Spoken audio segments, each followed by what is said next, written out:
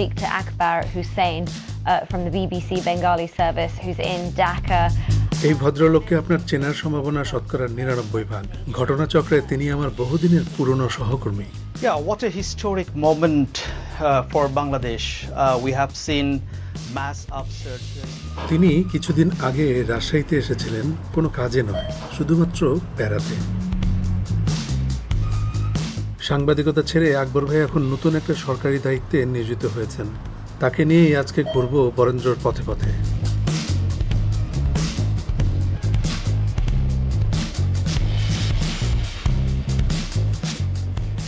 Rocky ভাই এই যে লবিতে।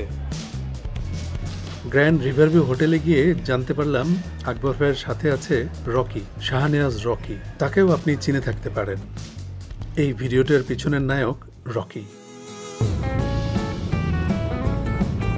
আমন ধান কাটা তখন সবে শেষ হয়েছে। আকবর ভাই অনেকদিন থেকে বলে আসছিলেন যে তিনি বরেন্দ্রর গ্রামগুলো ঘুরে দেখতে চান। আমরা ঠিক করলাম যে নওগাঁর ঘুঘুডাঙ্গার তাল সড়কটা দেখে আসব। পিছন দিকে মান্দা কলেজ, মান্দা কলেজের এই মাঠটা দেখে আকবর ভাই গাড়ি থেকে নেমে গেলেন। এই মাঠটাতে আমরা এখন খানিক বিশ্রাম করতেছি।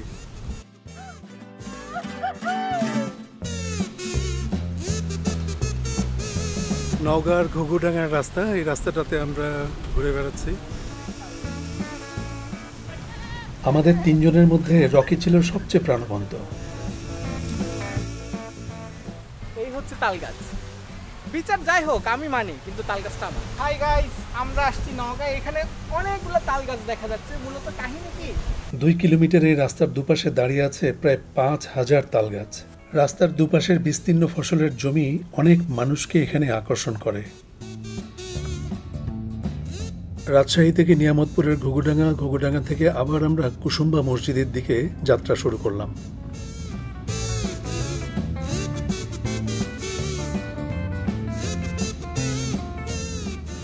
500 বছর আগের সুলতানি আমলের নিদর্শন কুসুম্বা শাহী মসজিদ। এখানে সুলতান আলাউদ্দিন হোসেন শাহর স্মৃতি স্বাক্ষরও রয়েছে।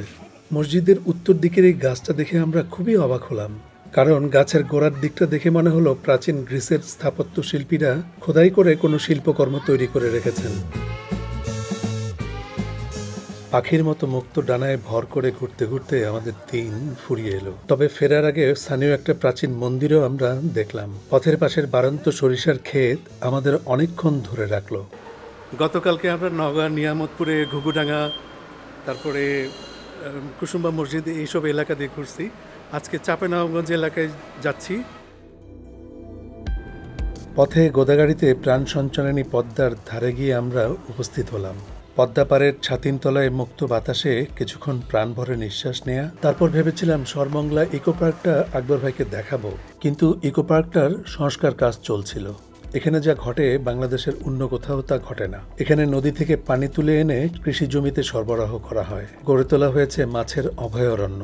Hello guys, welcome to my channel যদিও নাই। তো আমরা আসছি মাছের অভয় আশ্রমে। এরকম মজা করতে করতে আমরা পৌঁছে গেলাম বাবু ডাইংয়ে। ডাইং শব্দটা পোশাক শিল্পের ডাইং এর সাথে সম্পূর্ণ মিল থাকলেও বরেন্দ্র এলাকায় এর একটা ভিন্ন অর্থ আছে। এখানকার মানুষ নিচু এলাকা থেকে যে এলাকাটা উঁচু হয়ে গেছে সেই জায়গাটাকেই বলে ডাইং। কি পরিবহন করতেছেন এগুলো? গাছের ডাল?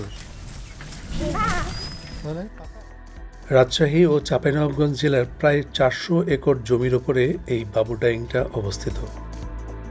যদিও কোনো তুলনা চলে না, তারপরও অনেকে রাজশাহী, চাঁপাইনবাবগঞ্জের এই জায়গাটাকে সাজেকের মতো মনে করে। যেমনটা ঘটেছে হালতি বিল এবং চলন বিলে। সেখানে বিলের মাঝখান দিয়ে বয়ে চলা রাস্তার উপরে যখন পানি ওঠে, ওই এলাকাগুলোকে বলা হয় মিনি কক্সেস বাজার।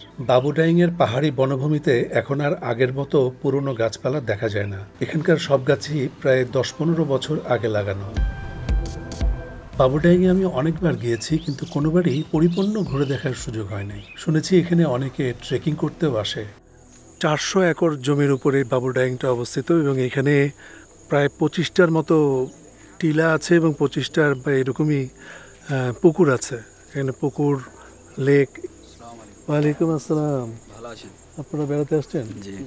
এখানে 2 ডজনেরও বেশি ছোট বড় টিলা রয়েছে পুকুর এবং 2 থেকে 2.5 কিলোমিটারের একটা খাড়ি। এই যে খাড়িটা এদিকে চলে গেছে।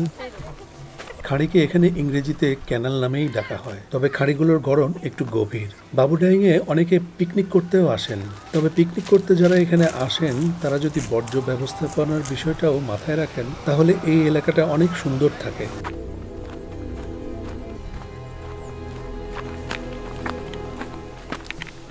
জায়গাটা এখানে ঘেরা কেন? হয়তো বা সরকারিভাবে কোনো গাছপালা লাগাচ্ছে, অথবা কেউ কি এখানে দখল করতে পারে।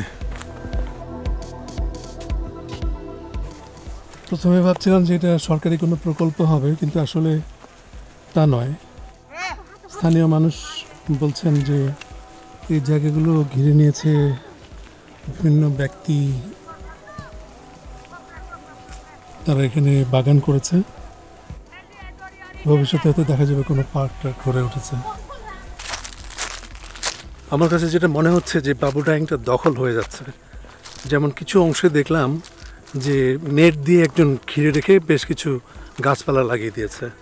একটা রিসোর্ট হয়েছে দেখলাম যে, আর সেখানেও ম্যাঙ্গো রিসোর্ট, সেখানেও প্রায় 250 বিঘা জমি যেটা রিসোর্টটা এখন নিয়ন্ত্রণ করছে, রিসোর্টটার মালিক পক্ষই আমাকে বলেছে যে সেটা বাবুডাইংয়ের অন্তর্গত।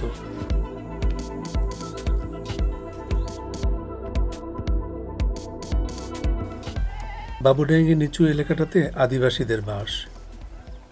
এই জায়গাটা মনে হচ্ছে যে একটা নদী ছিল এখানে। পুরনো যে বনভূমিটা ছিল সেই বনভূমিটা এখন আর নাই। এই যে এটা একটা লেক।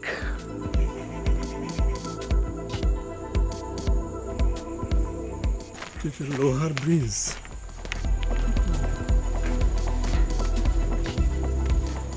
এই জায়গাগুলো প্রাকৃতিক অভয়ারণ্য হওয়া উচিত। জানি না, পরিবেশ নিয়ে যারা কাজ করেন তারা আরও ভালো বলতে পারবেন, কিন্তু আমার কাছে জাস্ট আমার ব্যক্তিগত মতামতগুলো আমি এখানে দিচ্ছি।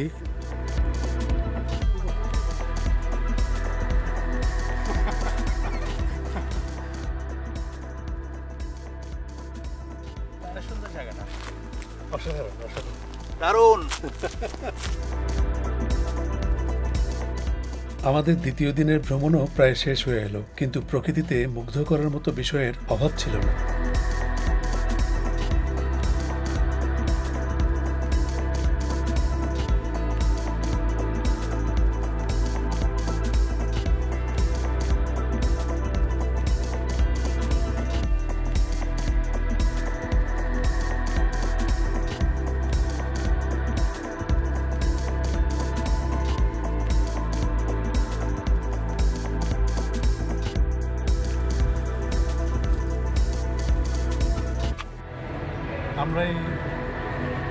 আমরাই প্রথম ছবি তুলতেছি এইভাবে।